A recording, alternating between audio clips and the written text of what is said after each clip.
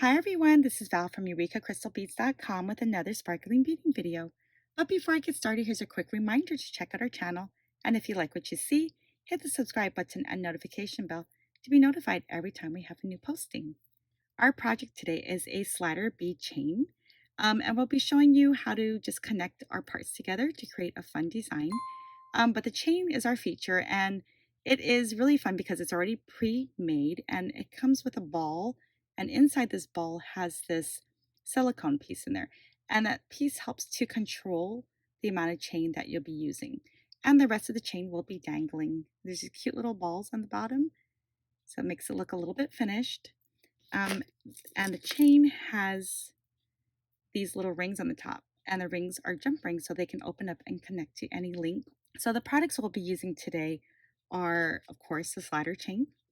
We'll be using some beads that are already pre-attached some eye pins to. You'll be needing findings like jump rings. If you didn't already attach your beads, then you'll be needing head pins and eye pins.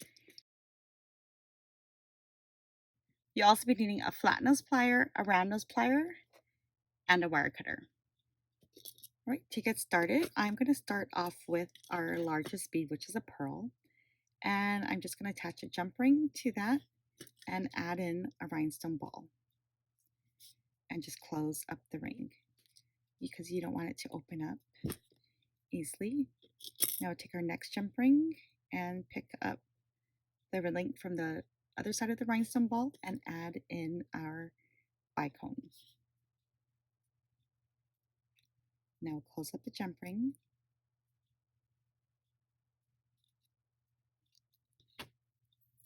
So like I said, the chain already has a ring.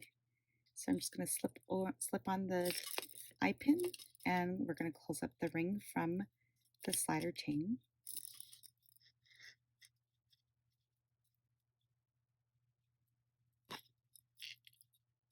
So this is our centerpiece. And now we're going to attach the second side of the chain onto the pearl.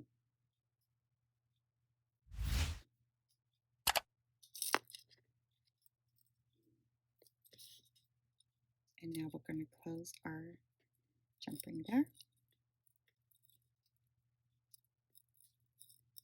All right, so just check, make sure all of our jump rings are closed properly. Yep, they look good. So this is basically how it looks now. And you can leave it this way, it looks fine.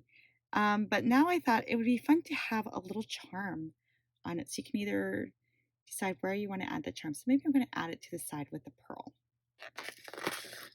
So this is where I decided to add in these little charms. So this charm I just made with a head pin, and I just strung up a bicone, a bead cap, and a smaller bicone. So I'm just going to slip that on and slip on my little star charm.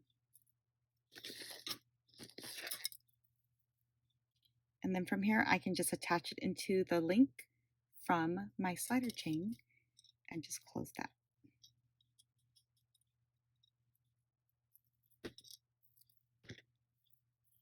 So now it's just like this. It's pretty cute. So when you're wearing it, it would just kind of, dangle around. It's pretty fun. It has a lot of movement. So now I want to show you from here. So this is the beads I added. On this particular one, I added a charm link here that the Monstera leaf already has this ring here, and then it has this hole here, so I can still attach a jump ring to it and then add my beads of choice. It's pretty fun. You really can see how you can add any beads. You can go longer or shorter. You can even just do a single bead in the middle. But see how you have different looks, but yet you can wear them all together, wear them separately. And it's fun to see all these little dangles on the bottom.